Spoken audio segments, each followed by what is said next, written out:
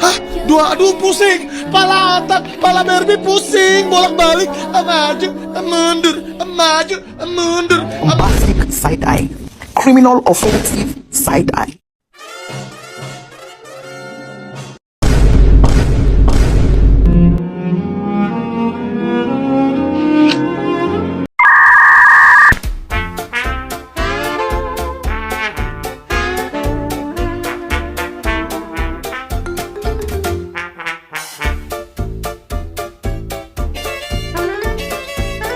Assalamualaikum warahmatullahi wabarakatuh. Kami dari kelompok 7 akan melakukan wawancara kepada UMKM yaitu Dimsum Sai. Oke, ikutin. Ini kita sedang di jalan, Ibu. Kita menuju lokasi Dimsum Sai.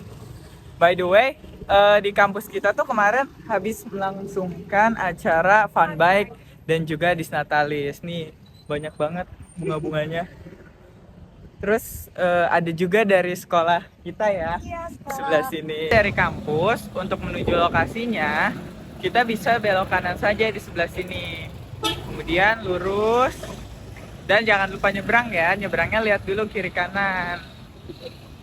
Nah, habis itu kalian tinggal lurus aja nih menuju lokasinya. Lokasinya yang ada pagar coklat bunganya. Hati-hati ya guys jalannya, jangan di tengah.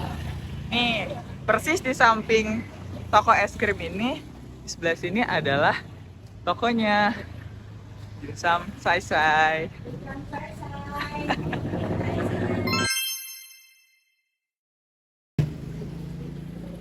Permisi, beli. Umi, aku mau beli dong. Aku boleh lihat menunya dulu nggak? Oke.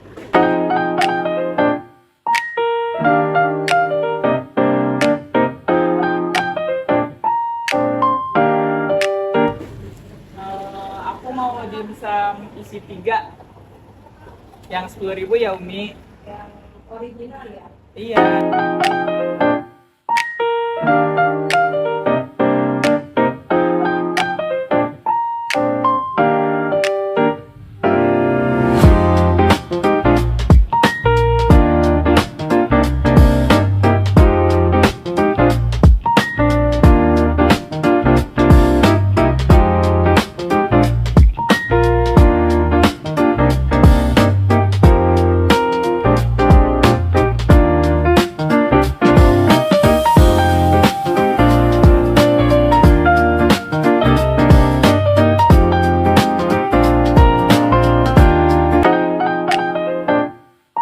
Dimsum Sai terletak di Jalan Arya Santika, RT 003, RW 03, Margasari, Kecamatan Karawaci, Kota Tangerang, Banten, dengan kode pos 15113.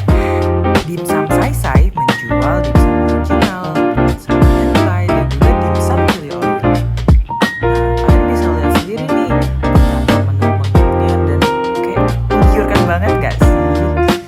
Terlebih lagi harganya sangat terjangkau. Udah lihat begini kalian masih ragu? Oke, nanti kita bikinin video reviewnya. Ditunggu. Tapi wawancara dulu ya. Halo guys, sekarang kita udah bersama Umi. Tapi ya Umi ya. Nah, sekarang ini aku mau nanya Umi, izin boleh?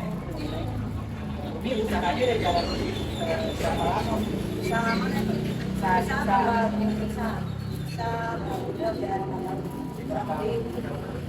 Nah, Umi kira-kira yang paling bestseller di Dimsum apa tuh?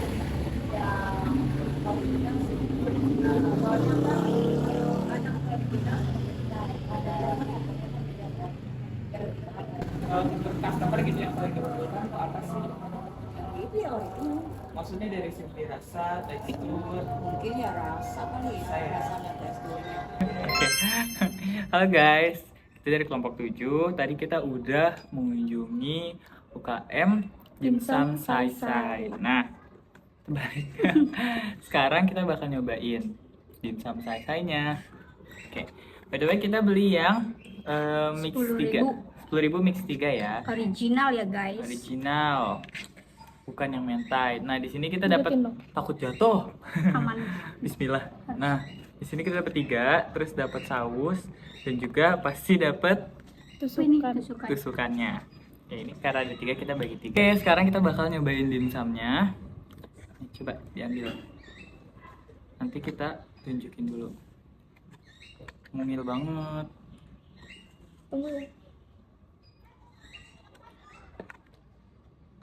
Nih, kita coba ya.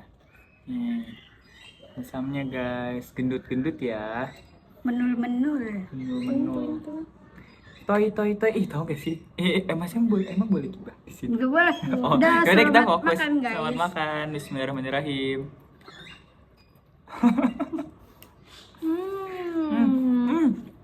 Dagingnya ngedaging banget, guys. Wah, lihat deh. Full. Full daging. Enak. Lupa ada sausnya. Ada sausnya guys, tuh. Guys. Coba. Tuang bismillah. Bismillah ya. Terus, menetes dia.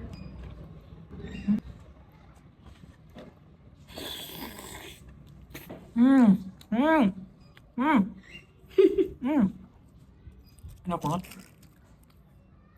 Coba dong, maaf. Ini udah habis. Iya, enak banget dan kalau misalnya 10.000 bertiga kurang ya. Kurang, ini harus belinya yang apa sih, yang bulatan gede itu. Kalau nggak, kalau di ulang tahun nih, harusnya kuenya dimsum. Kan dia dulu ada ulang tahun. Dia ulang tahun Agustus. Oke, Udah lewat. Dadah. kita Kasih. lanjut ke presentasi. Oke, selanjutnya kami akan memaparkan hasil observasi tugas manajemen proses bisnis.